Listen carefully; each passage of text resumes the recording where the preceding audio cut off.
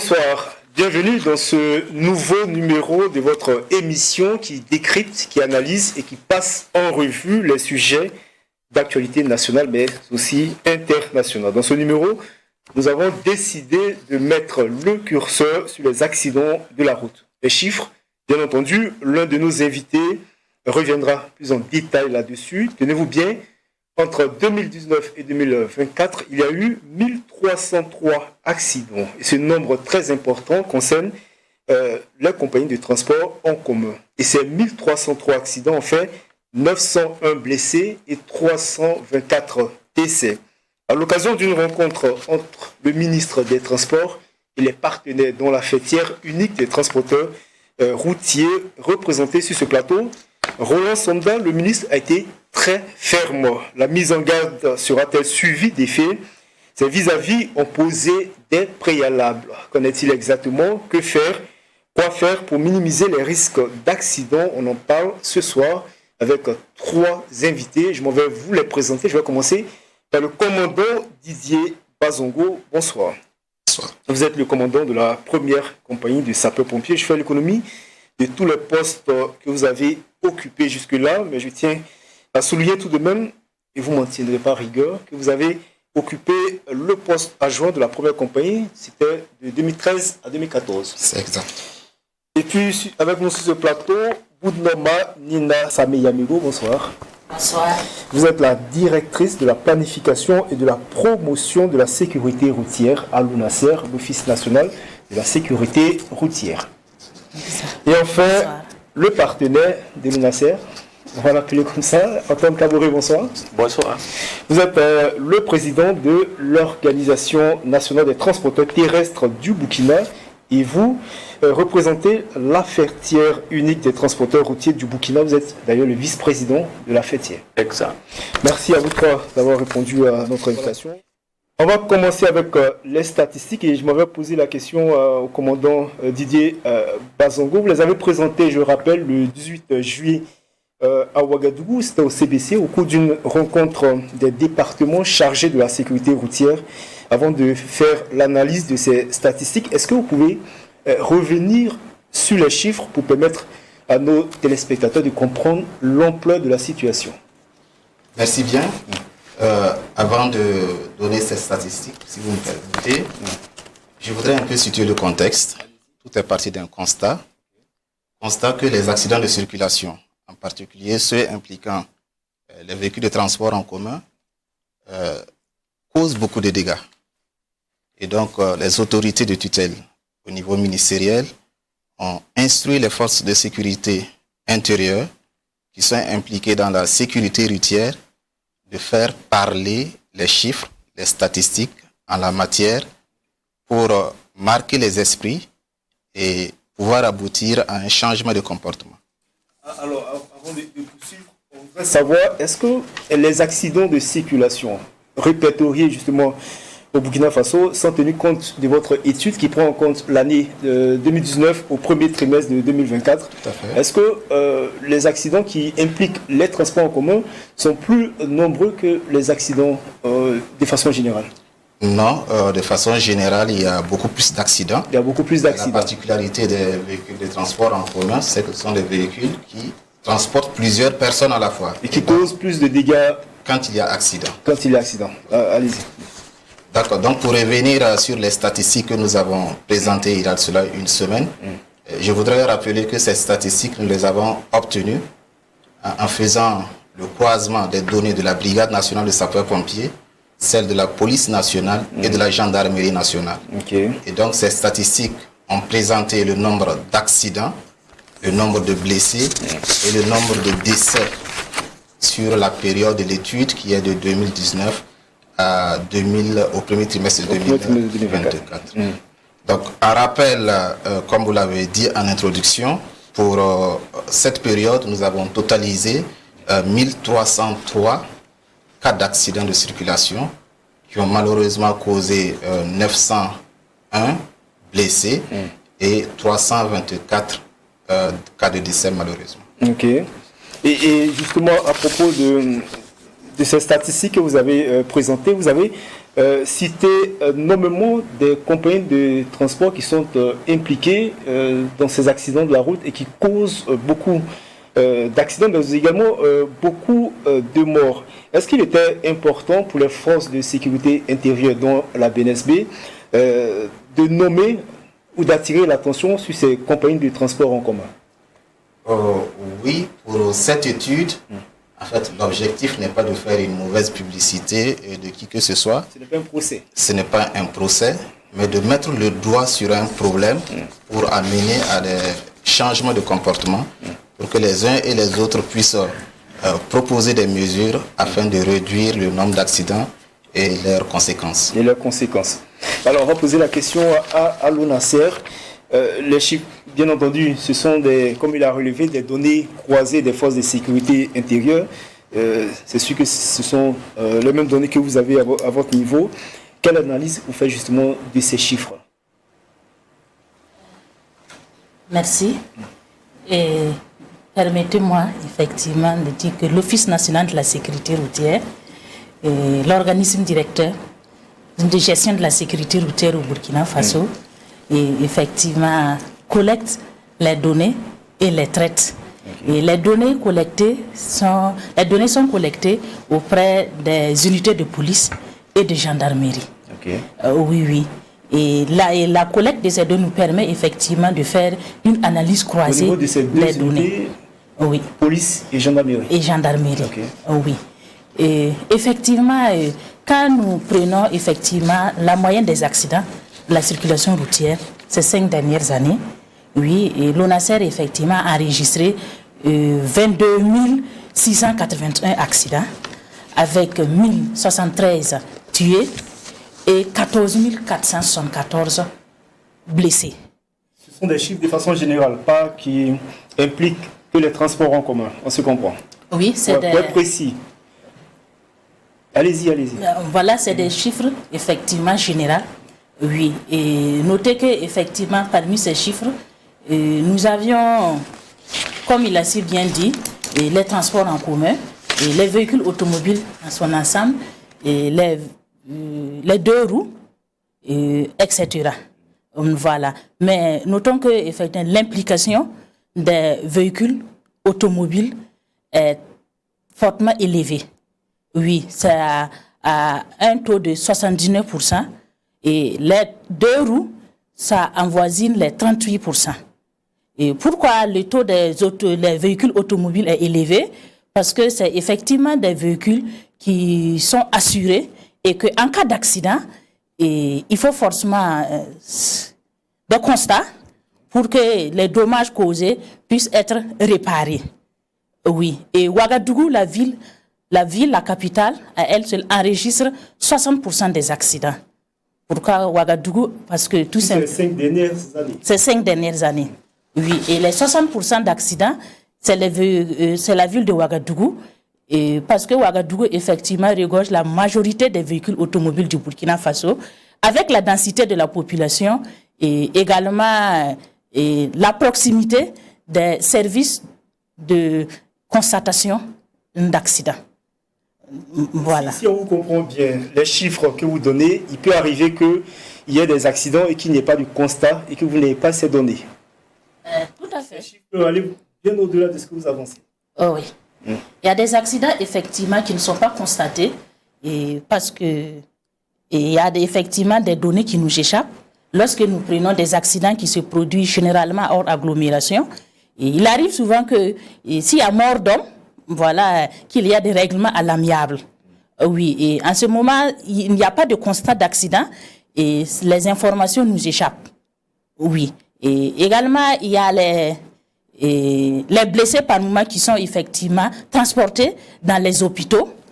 Et après, ces blessés même poursuivent les soins à la maison. Et quelque temps après, ces blessés perdent la vie. Oui, donc c'est des accidents. Généralement, les données vous échappent. Oui, nous échappent. Oui, tout à fait. En tant que Caboret, vous étiez à la rencontre avec le ministre des Transports, justement sur la présentation de la BNSB par rapport aux statistiques, les chiffres qui ont été présentés à la rencontre avec le ministre. On a vu justement des membres de votre organisation, mais également de d'autres organisations des transporteurs routiers, un peu pas trop contents ou pas trop en phase avec les chiffres qui ont été justement présentés. Est-ce que vous aviez justement en ce moment le même sentiment? Est-ce que vous pensez que c'était un procès à l'encontre des compagnies de transport? Non, nous ne pensons pas que c'est un procès. Et plutôt, c'est une interpellation. C'est ce que j'ai dit ce jour. Le problème de la sécurité routière incombe à tout le monde. Okay. Ça nécessite une prise de conscience individuelle et collective. Voilà. Puisque les chiffres que nous avons vus, et même avant les chiffres, on a vu des vidéos et vous avez vu les circonstances souvent que les gens même arrivent à faire des accidents. C'est vraiment, ce sont des chiffres alarmants.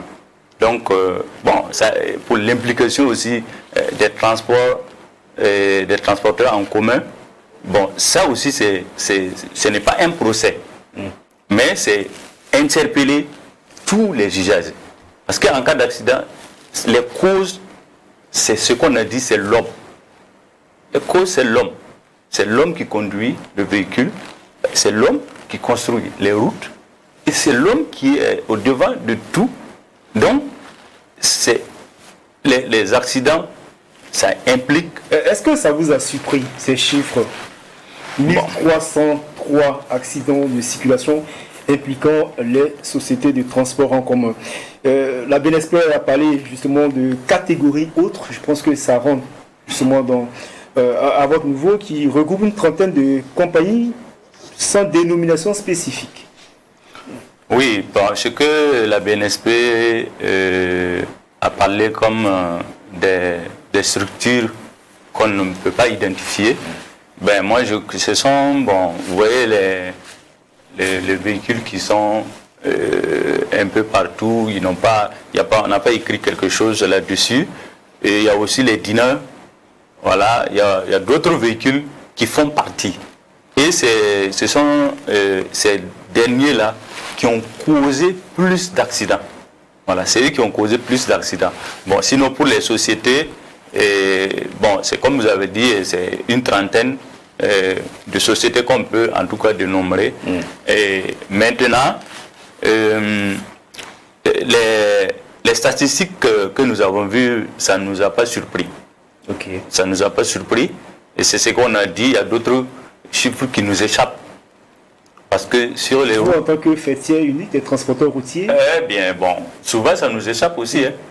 Voilà, parce que s'il n'y a pas d'information... Il y a un accident qui implique l'une de vos compagnies et que ces chiffres vous échappent? Non, ce ne sont pas les compagnies. On en parlait des autres compagnies. Je fais la fixation sur la catégorie autre, qui regroupe un peu votre secteur, oui. Une trentaine de compagnies, oui. Qui enregistrent annuellement moins de 30 accidents, mais collectivement, elles sont responsables, ce sont les chiffres de la BNSP, oui. Elles sont responsables de 889 accidents, 356 blessés, oui. Et 133 décès.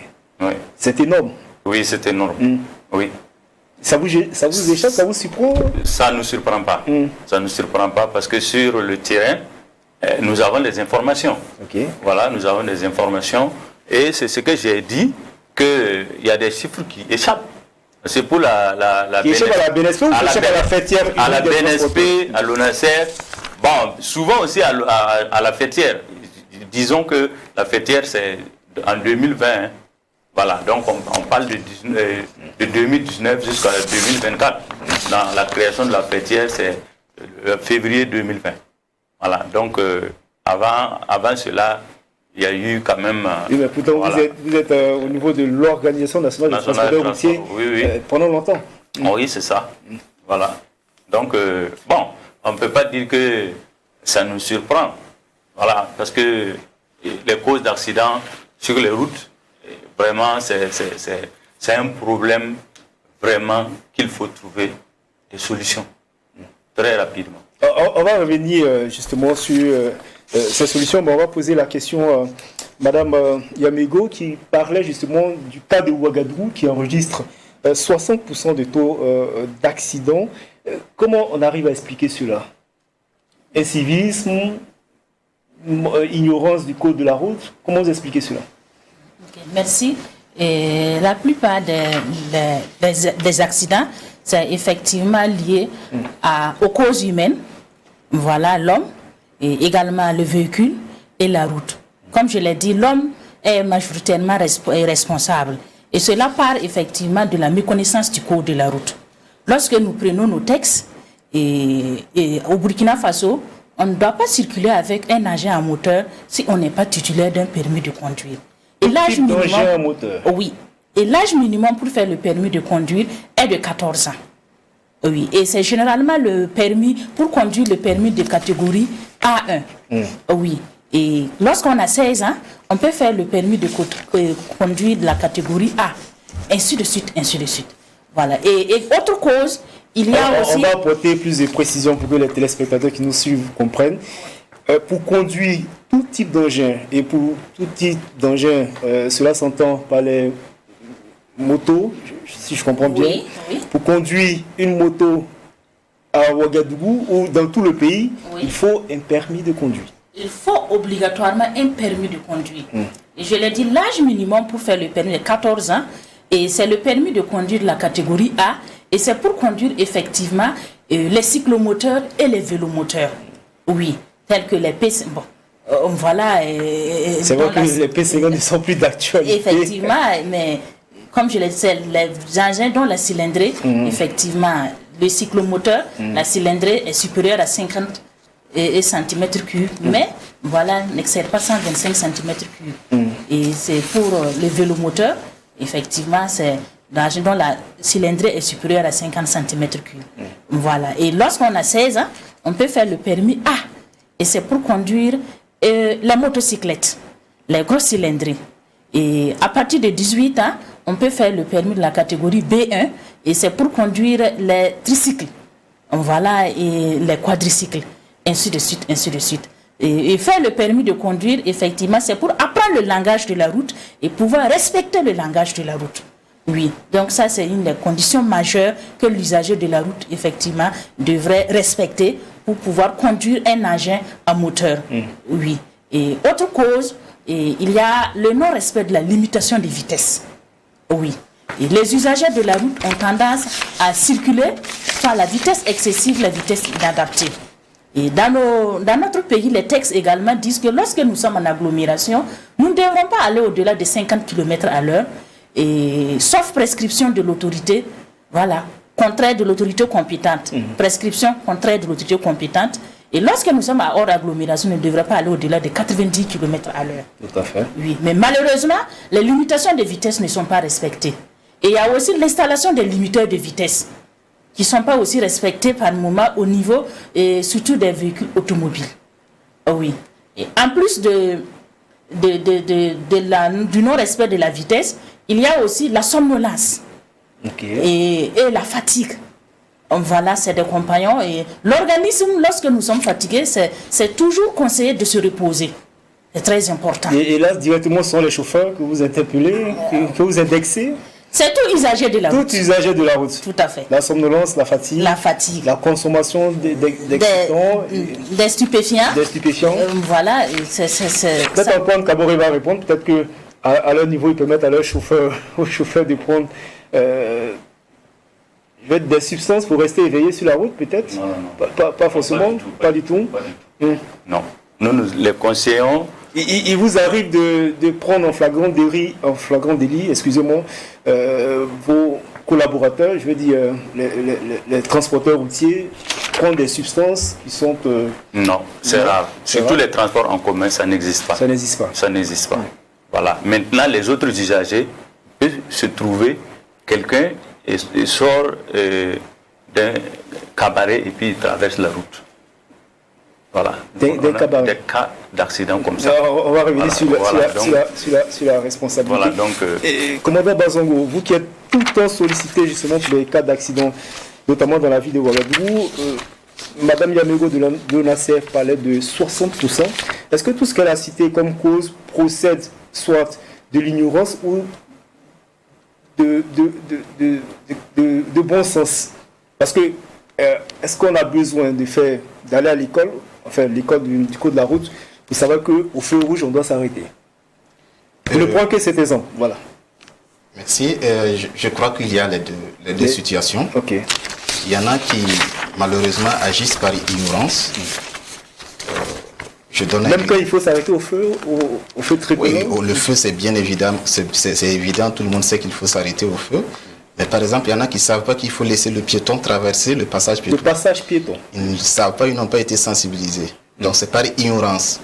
Et il y en a aussi, c'est vraiment, j'allais dire, dans notre jargon, j'allais dire, c'est de l'indiscipline. Ok. Voilà. Donc, parce qu'il arrive très souvent, en faisant le constat que même ceux qui ont le permis de conduire ne sachent pas que enfin, le passage piéton, c'est obligatoire pour le piéton. Ou c'est pas ignorance. Celui qui a le permis, il n'est pas censé ignorer. Il n'est pas censé ignorer. Il n'est pas censé ignorer. Donc, si les gens viennent à violer cela, c'est un cas palpable d'indiscipline dans la circulation, tout simplement. Ok, tout simplement. Alors, on va revenir justement sur les cas d'accidents qui impliquent justement les transports en commun. Il y a les petites catégories. Je vais beaucoup faire la fixation sur les minibus, justement, mais aussi au niveau de la ville de Ouagadougou, il y a les transports en commun comme les taxis qui ne répondent pas toujours aux normes, mais qu'on les voit en circulation. Est-ce que tout cela aussi participe au fait qu'il y a beaucoup d'accidents, pas seulement à Ouagadougou, mais aussi en race campagne? Je peux présager et dire oui, je ne suis pas peut-être très bien placé pour parler de l'état de ces taxis, parce que je suppose que c'est des véhicules qui font leur visite technique. Et donc, je ne ferai pas une fixation sur les taxis uniquement. Donc, il y a beaucoup de véhicules qui font des accidents par défaut technique, des problèmes techniques qui surviennent sur le véhicule. Lors de notre étude, il y a beaucoup de causes d'accidents liées à cet état de fait et qui ont été rapportées notamment par les PV de constatation de la gendarmerie ou de la police. Ce n'est pas que les questions de dépassement de vitesse autorisée, ce n'est pas que les... Bien sûr qu'il y a ces causes. À cela s'ajoute aussi l'état de ces engins qui sont en circulation. C'est vrai qu'on aurait souhaité avoir le CCVA sur ce plateau, mais en même temps, je vais poser la question à Mme Yamigo. Est-ce que les véhicules passent véritablement au contrôle technique? Merci. Selon le texte, c'est une obligation que les engins motorisés puissent effectivement faire l'objet de visites techniques. C'est une obligation légale. Et au-delà de ça, même pour la sécurité même de l'utilisateur et des usagers de la route. Oui, c'est une obligation parce que le véhicule, ça s'entretient. Et c'est très important. Et l'état même de la pneumatique, par exemple, le freinage et le fonctionnement même des phares et des feux rouges, c'est vraiment une obligation d'aller faire la visite technique de l'engin. C'est une des causes aussi des accidents de la circulation routière. Oui.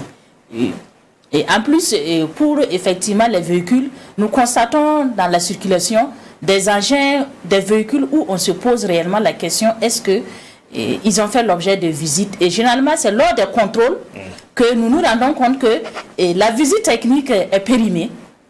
Et le propriétaire ou l'utilisateur c'est pas encore rendu au CCVA, au centre de contrôle, voilà, pour la visite comme il se doit. Et c'est généralement cause d'accident, par moi-même aux conséquences très très dommageables. Oui. Donc c'est très important de faire la visite technique de son engin. Je dis bien un engin à moteur parce que les deux roues aussi doivent faire l'objet d'une visite technique. Je vais reprendre ma question autrement. Vous parlez de texte, cela s'entend. Et pour aller plus loin, s'il faut s'en tenir au texte, ceux qui roulent la moto doivent passer le permis, ce qui n'est pas fait. Et on se rend compte, on va revenir là-dessus, que toutes les mesures ne sont pas appliquées. Ma question, c'est est-ce que tous les transports en commun, est-ce que tous les véhicules, est-ce que vous avez des chiffres sur les véhicules qui vont ou qui ne vont pas au contrôle technique? Notamment ceux qui transportent beaucoup, je vais parler des transports en commun. La visite technique, elle est vraiment périodique. Oui, et nous, à notre niveau, nos statistiques, c'est généralement beaucoup plus les accidents, constatés. Oui. Nos statistiques sont généralement les accidents. En tant qu'Abori. Oui, les véhicules de transport en commun participent, en tout cas, à la visite technique. Voilà, nous, tous les véhicules, aujourd'hui, ce n'est pas un transport qui n'est pas de bonne foi, ne peut pas dire qu'il ne peut pas avoir la visite technique. Voilà, vu l'état des véhicules, souvent il y a des véhicules qui arrivent et on les retourne, voilà, pour revisiter. Voilà, c'est-à-dire qu'ici on détecte une panne, on vous dit d'aller réparer et on inscrit, voilà, c'est ceci que vous devrez aller refaire et vous revenez. Voilà, donc il arrive souvent que il y ait ce problème-là. Sinon, le CCVA est un peu partout, dans toutes les régions, pratiquement ils sont là. Et il y a des équipes mobiles aussi qui sortent pour aller constater de visu les choses, les véhicules de transport en commun. Il y a des Vous confirmez que tous les véhicules de transport en commun passent c'est comme Mme Mbego l'a dit. Il y a des périodes. Par exemple, actuellement, le transport en commun, la visite technique expire pendant 6 mois.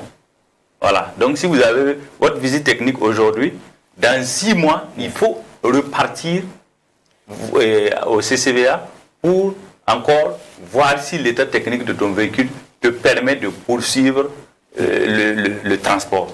Voilà. Donc, s'il se trouve que le transporteur, c'est ce que j'ai dit, et il y a beaucoup de gens qui sont dans le domaine et qui ne sont pas allés à l'école.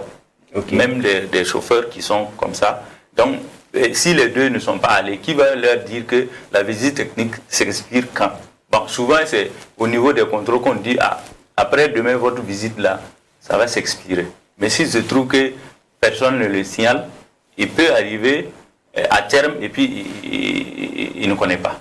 Et vous dites qu'il y a des chauffeurs, si vous rencontrez ces gens, des conducteurs de transport en commun, qui ne connaissent pas les textes, qui ne savent pas qu'ils doivent faire la visite technique de leur véhicule. Ils savent bien la périodicité.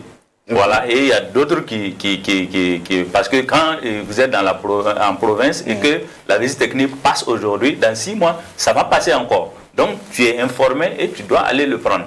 Maintenant, je parle de ceux qui oublient souvent. Voilà, parce que souvent, on rencontre des gens, on dit, votre visite technique est expirée.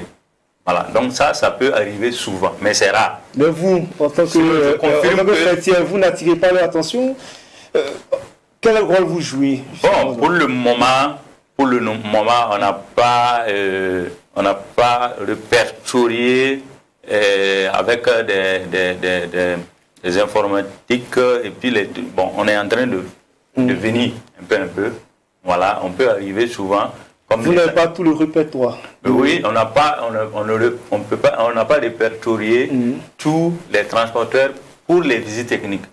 Voilà, donc je crois que ce sont des actions qui vont venir après, comme les assureurs qui nous signalent. Voilà, et chaque fois, il y a CCVA aussi qui nous donne des messages. Mais si quelqu'un ne connaît pas lire le message aussi, c'est un peu compliqué. Sinon, on nous signale, voilà, après, dans 1 mois, votre visite technique va s'expirer. Voilà. Donc, pour ça, il n'y a pas de choses. Alors, je vais insister justement sur la question, notamment pour les questions de visite technique, mais aussi, est-ce que vos chauffeurs ont tous les documents?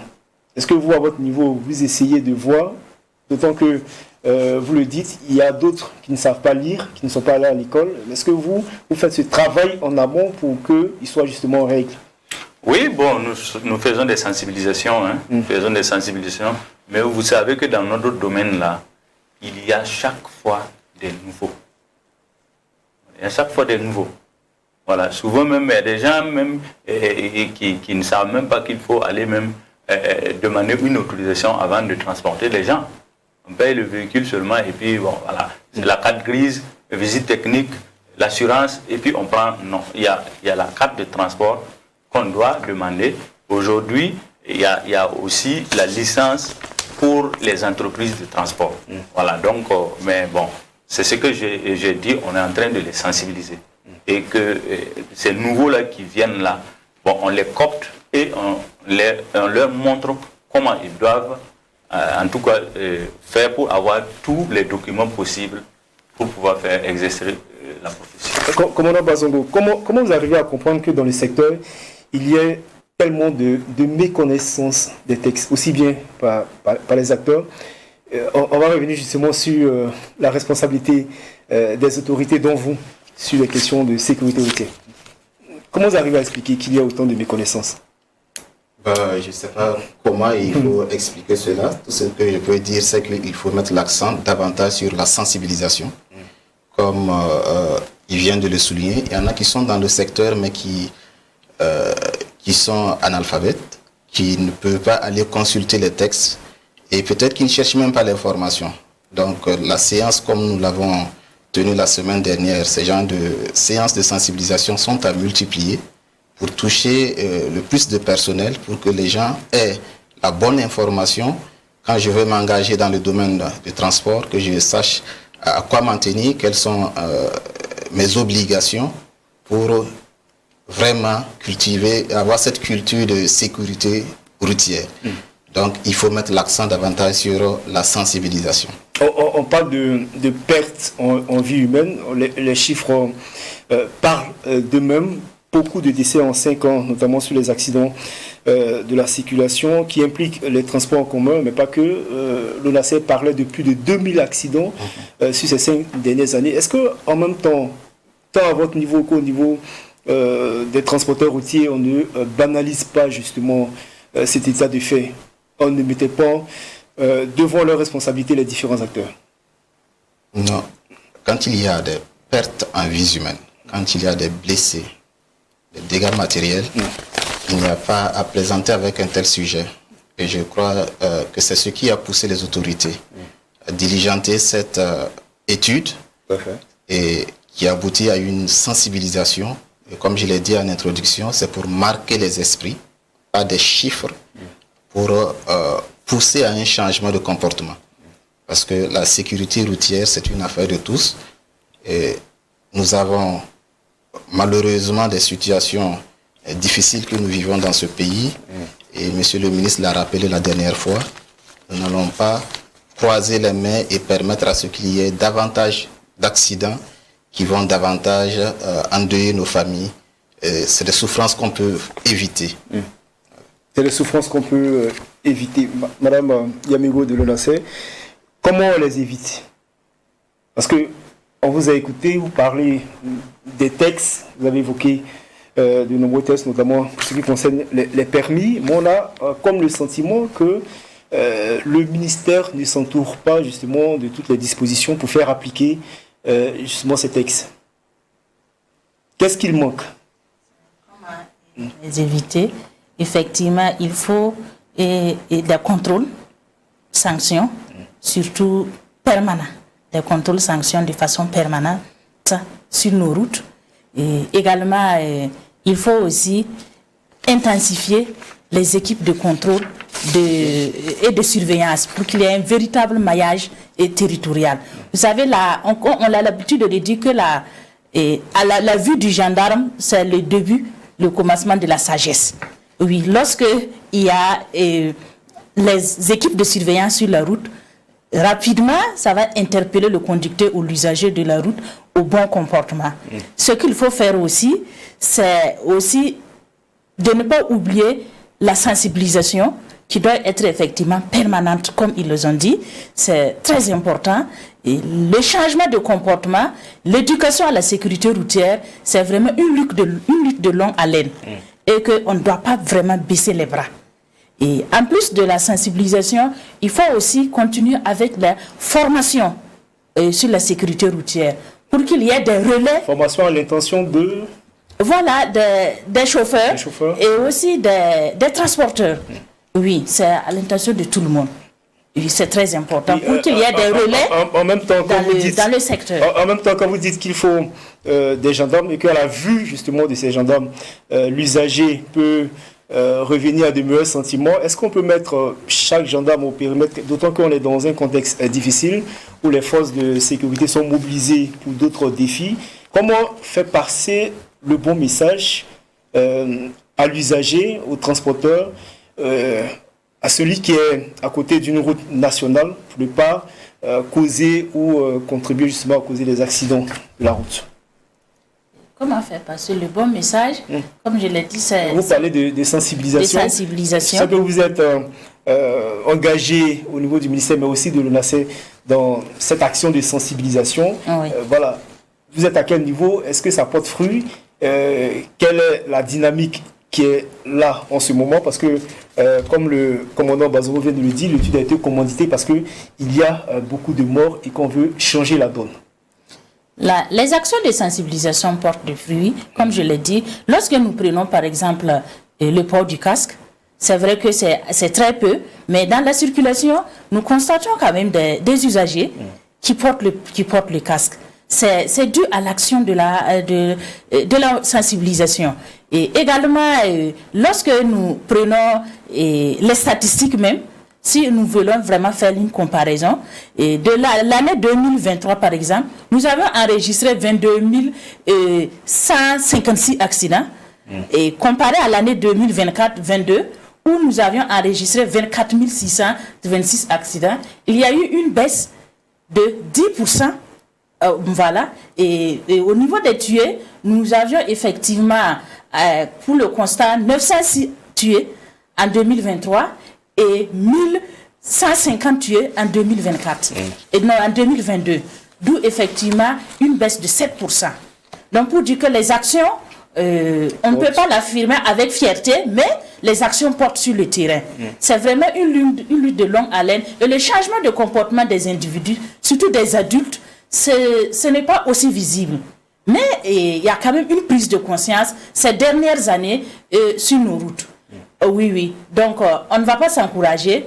Au contraire, il faut s'armer beaucoup plus de courage pour pouvoir continuer et la lutte. Parce qu'une vie perdue, c'est de trop. Ouais, c'est de trop. C'est de trop. Oui. Donc, il faut vraiment intensifier les actions. Sur le bon comportement. Le port du casque est censé, bien entendu, protéger l'usager. Il y a dans un passé récent le fait que beaucoup étaient contre, parce qu'on voulait imposer justement le port du casque. Ma question c'est, je tombe de nu, comment on arrive à comprendre que des gens refusent de se protéger consciemment? C'est là toute la question.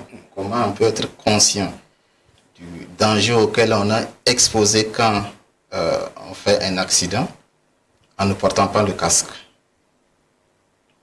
Je pense qu'il y a une question de sensibilisation. Peut-être que les gens perçoivent ça comme étant une mesure coercitive. On veut les obliger à faire quelque chose, sans pour autant comprendre que là, c'est pour les protéger, c'est pour protéger leur vie. Et très souvent, nous qui sommes dans le domaine des interventions, vous voyez des situations de certaines victimes qui auraient pu survivre si elles portaient des casques. Ce sont des images insoutenables qu'on ne peut pas projeter. Sinon, ça aurait pu toucher beaucoup de personnes pour amener vraiment les uns et les autres à comprendre que porter le casque, ce n'est pas une question d'esthétique, c'est une question vitale, c'est pour se protéger. Et la question aussi du coût des interventions, les gens ne le savent pas assez. Les premiers soins coûtent déjà très cher pour le Burkinabé moyen. Voilà, est-ce que vous pouvez revenir un peu là-dessus, vous qui êtes beaucoup sollicité dans les interventions? Oui, je suis mal placé pour parler... Je veux parler des sapeurs-pompiers, Voilà, pour parler des coûts, des soins. Mais tout ce que je vais dire, c'est que en termes d'impact socio-économique, c'est énorme.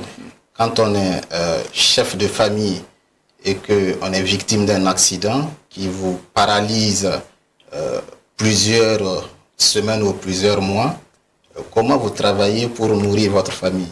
Et au-delà de votre famille, c'est un impact considérable sur l'économie même du pays. Voilà. Okay. Donc, c'est pour dire que les cas d'accident, au-delà des accidents corporels, ils ont vraiment un impact socio-économique derrière très considérable. Très considérable. Antoine Kaboré, vous parliez justement de... je pense que vous étiez en train de parodier, mais peut-être c'est ce qui se passe sur nos routes, surtout nationales, et des gens qui sautent dans le cabaret, vous avez dit, et qui traversent la route, qui peut évidemment créer un préjudice mortel sur nos routes. Est-ce que c'est le constat que vous faites sur la route? Souvent, hein. Souvent. Le plus souvent, c'est traverser comme ça sans regarder, voilà, avec une vitesse, en tout cas, qu'on ne peut pas imaginer. Voilà, c'est comme ça, ça peut arriver comme ça. Voilà. Quels sont les défis pour vous, transporteurs, que vous rencontrez justement sur les routes nationales? Et que vous souhaiterez justement que les départements concernés justement par la sécurité routière puissent s'y attacher rapidement? Bon, sur les routes, déjà même, la route même déjà, voilà, il y a aussi, des routes qui ne sont pas bonnes. Okay. Voilà, et il y a aussi, les manques des aires de repos. Voilà, actuellement, avant les constructions des routes, là, on laissait des espaces pour que quand tu tombes en panne, tu peux serrer à ta droite et puis attendre les trucs. Mais aujourd'hui, vous allez voir que sur nos routes, là, il n'y a pas cet espace-là. C'est fini. Voilà, on peut aller au moins... Il n'y a pas d'espace de... Il n'y a pas d'espace de dépannage, d'air de repos? Voilà, de dépannage d'abord. Okay. Maintenant, ils ont transformé ça en aire de repos, okay. Mais c'est insuffisant. C'est insuffisant. Bon, ce sont des... On parle des normes internationales. Bon, alors que, ici, c'est un peu compliqué. Surtout, ce sont ces situations-là que nous rencontrons sur les routes le plus souvent. Voilà. Il y a aussi les occupations.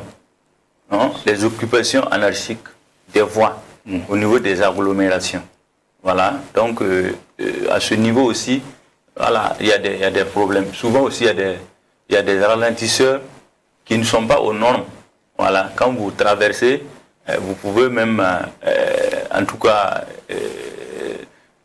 causer même des dégâts sur les véhicules qui sont des causes aussi d'accidents aussi. Okay. Voilà. Donc, il y a tous ces... Hors agglomération, vous ne rencontrez pas ces problèmes? Des occupations anarchiques?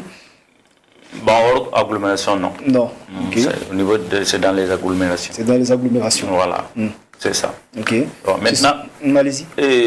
Parlant quand même à notre niveau, moi je pourrais parler de qu'il faut, pour que ça diminue, parce que madame parlait de... Voilà, il faut que ils arrivent à professionnaliser. C'est-à-dire que nous, à la fêtière, c'est ce que nous avons pris comme engagement pour la professionnalisation et la modernisation de notre profession, pour que les gens puissent comprendre. Parce qu'aujourd'hui, ce n'est pas... Il y a les gens qui ont le permis, voilà, pour la catégorie de véhicules qu'ils doivent conduire. Okay. Mais il faut chaque fois perfectionner. Il faut les former, il faut les sensibiliser, voilà, sur la nécessité, voilà, de faire la courtoisie, la nécessité de suivre le corps de la route. Il y a tous ces aspects-là qu'on doit, en tout cas, continuer permanemment. Ce sont les préalables que vous avez posés. Voilà. Mais le ministre aussi, il a accepté. On va déjà faire les états généraux des transports. Mais sur la limitation de vitesse, il n'y a pas eu d'accord. Sur la limitation de vitesse, nous-mêmes, en tant que fêtières, nous ne sommes pas d'accord pour les vitesses sur les routes. Okay. Nous ne sommes pas, vous n'êtes pas d'accord? Oui. La fêtière unique des transporteurs? Oui. Voilà, nous ne sommes pas d'accord sur les vitesses. Est-ce que c'est répercuté au niveau des chauffeurs? Bon, souvent, il y a des compagnies qui sanctionnent les chauffeurs. Voilà. Parce que c'est là aussi qu'il faut dire aux passagers. C'est-à-dire que si vous êtes dans un véhicule et que vous constatez que le chauffeur se comporte mal, il faut le signaler. Il y a souvent des numéros qu'on écrit. Voilà, vous appelez pour vous dire tel car à telle heure, il a fait ceci, il a fait cela.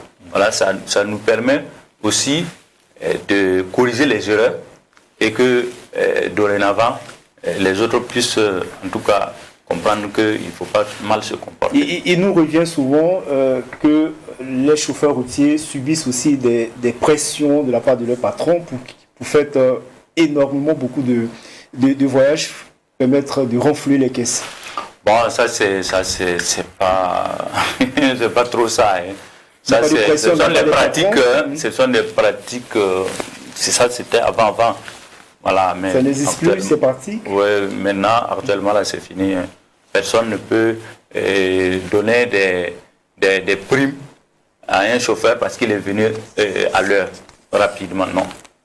Non, ça n'existe plus. Les gens ont banni ça. Voilà. Ok.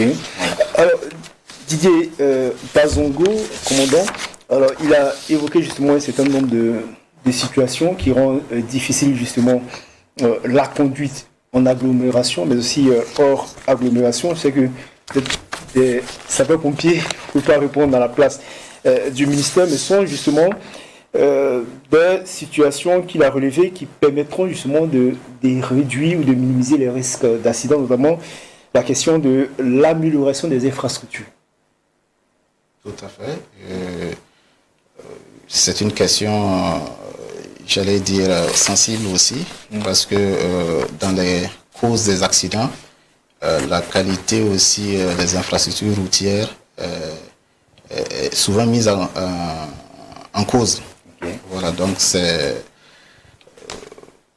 une situation aussi qui mérite d'être revue, à mon sens. Est-ce que, Madame Megodé-Lonassé, est-ce que ça n'aurait pas été intéressant de revoir ces dispositifs avant d'interpeller les chauffeurs sur leurs responsabilités? La construction des routes. Pas forcément, il y a l'amélioration des infrastructures, mais vous avez demandé à ce qu'on intensifie les contrôles. Est-ce que c'est fait à votre niveau, au niveau de l'ONASER? Justement, tous ces préalables, est-ce qu'ils sont faits avant justement d'interpeller les transporteurs routiers? Oui, et au niveau de l'ONASER, effectivement, il y a des contrôles avec application stricte des lois. Voilà, au niveau de l'ONASER. Je ne dirais pas plus si nous prenons le contrôle. Stricte. Oui, le contrôle de la vitesse avec nos radars. Oui, et on a des équipes qui sont vraiment permanentes sur les routes. Oui, pour interpeller l'usager de la route au respect de la limitation de vitesse. Et lorsque l'usager est flashé, en tout cas, c'est des informations qui sont sans équivoque.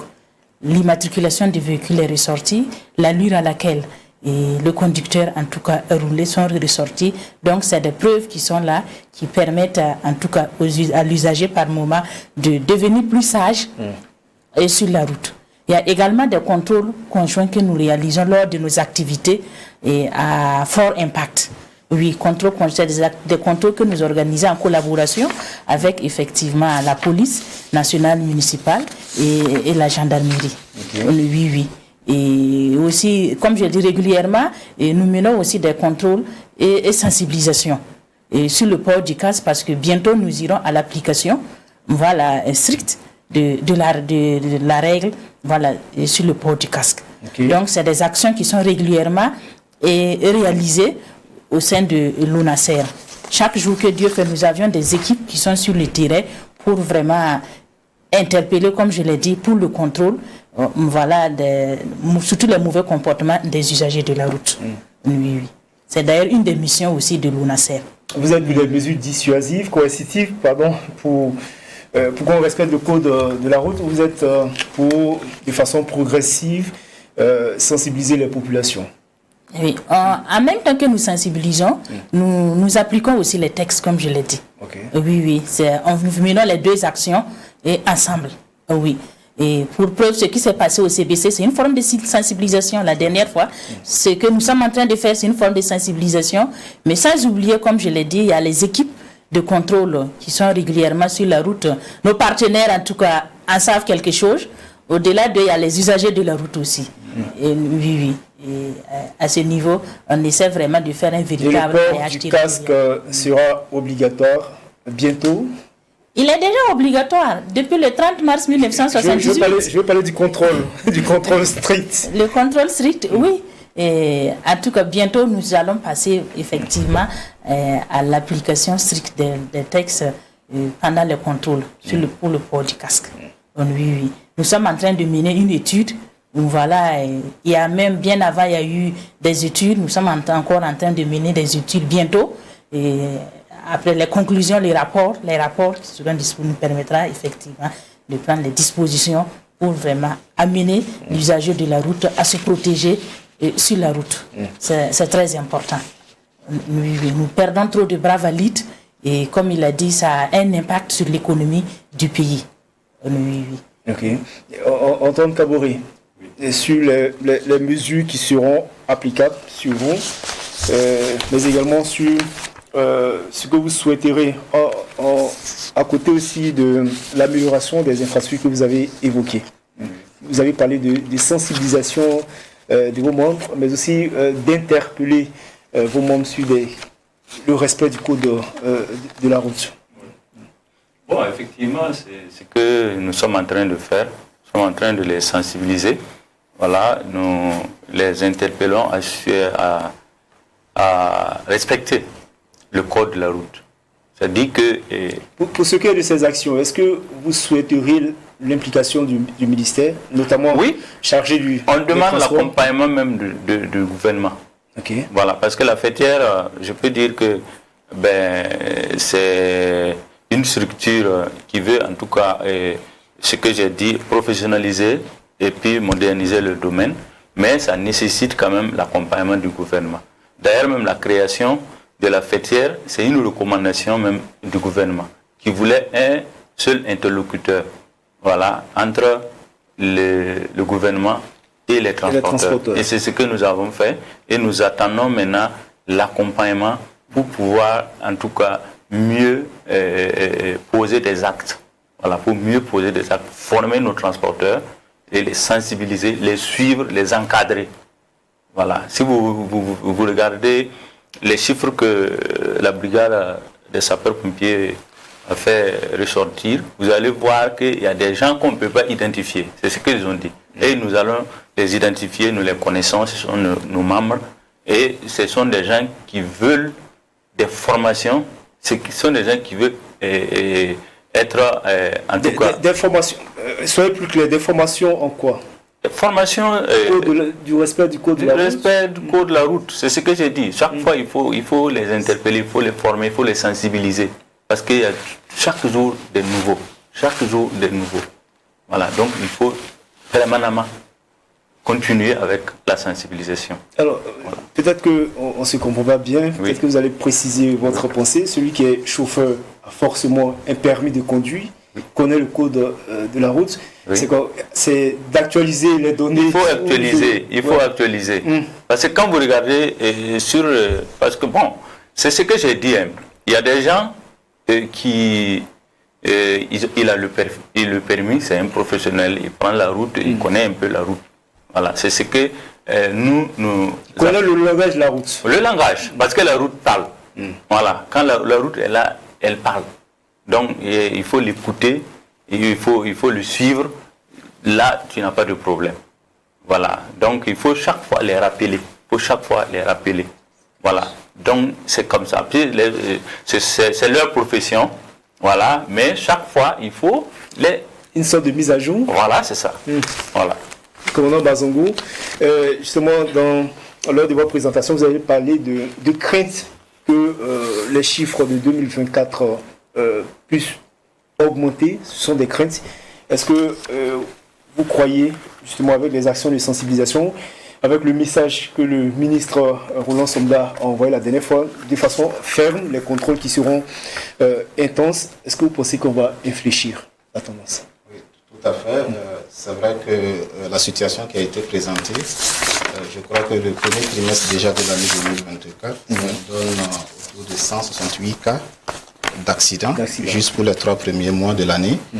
Et si cette tendance se maintient, l'année 2024 risque fort d'être une année record en termes d'accidents de circulation impliquant les véhicules de transport en commun.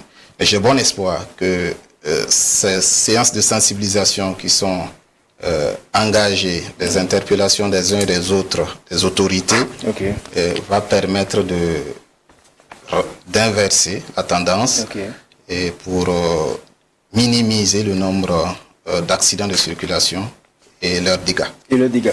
Merci, commandant Didier Bazongo.